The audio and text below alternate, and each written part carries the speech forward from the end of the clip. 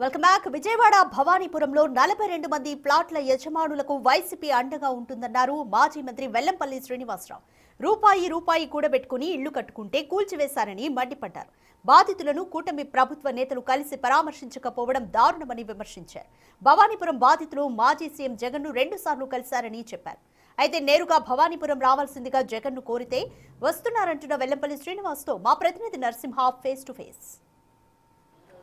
భవానీపురం జోజీ నగర్కు వైసీపీ అధినేత వైఎస్ జగన్ రాబోతూ ఉన్నారు. ప్రస్తుతం ఇదే విషయానికి సంబంధించి మనతో మాట్లాడింది మాజీ మంత్రి వెల్లంపల్లి శ్రీనివాస్.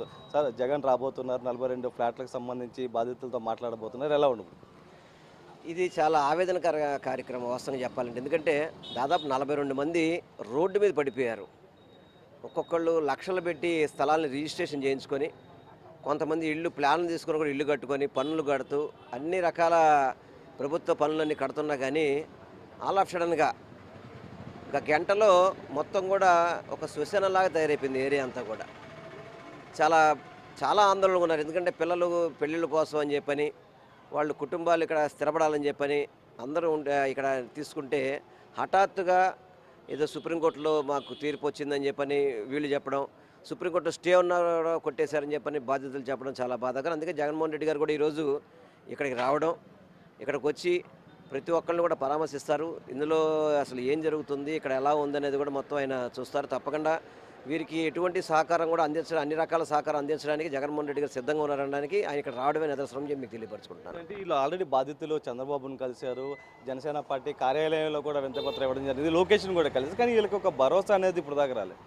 ఒకటే చెప్పేది ఇప్పుడు, ఎందుకంటే వాళ్ళు అధికారంలో ఉన్న కూటమి నాయకులందరూ కూడా కలిశారు.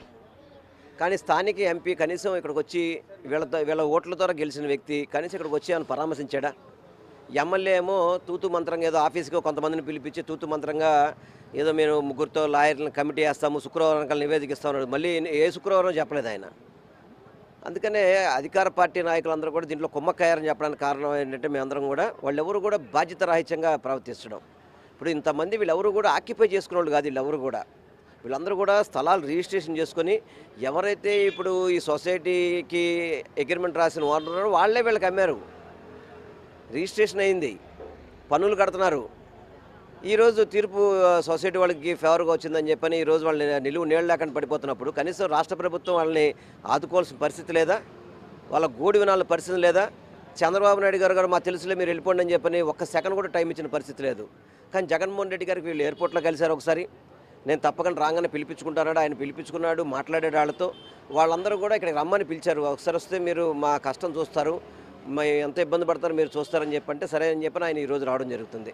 తప్పకుండా జగన్మోహన్ రెడ్డి గారు రాకపోయినా సరే కూటమి ప్రభుత్వం కళ్ళు తెరవాలని చెప్పని ఈ 42 ఫ్లాట్స్ యజమానికి న్యాయం చేయాలని మాత్రం మేము డిమాండ్ చేస్తున్నాం. అంటే లోకల్ ఎంపీ కావచ్చు, లోకల్ ఎమ్మెల్యే కావచ్చు, టీడీపీ నేతలు కూడా ఇక్కడికి వచ్చి విజిట్ చేయని పరిస్థితి. ఎవ్వరు ఏ ఒక్కరు కూడా చివరికి చెప్పాలంటే దీంట్లో వీళ్ళు ఇక్కడ లాయర్ని పెట్టుకుంటే జనసేన నాయకులు ఎవరో కొంతమంది వీళ్ళ దగ్గర డబ్బులు తీసుకొని లాయర్ని పెట్టి కూడా మోసం చేశారు వాళ్ళు. ఇప్పుడు కూటమి నాయకులు ఇది పగడగొట్టడమే కాదు, వీళ్ళ డబ్బులు కూడా తినేశారు వాళ్ళందరూ కూడా.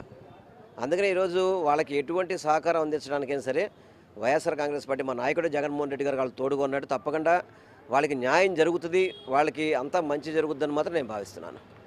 42 ఫ్లాట్ల సంబంధించి కూడా బాధితులకు అండగా అటు వైఎస్ఆర్సీపీ ఉంటుందంటూ కూడా చెప్తాను. మధ్యాహ్నం జగన్మోహన్ రెడ్డి ఇక్కడికి వస్తారు, వాళ్ళతో మాట్లాడిన తర్వాత నేరుగా ఒక భరోసా అయితే ఉండబోతుందంటూ కూడా చెప్తూ ఉన్నటువంటి పరిస్థితి కనిపిస్తుంది. సాహిత్య నరసింహ, బిగ్ టీవీ.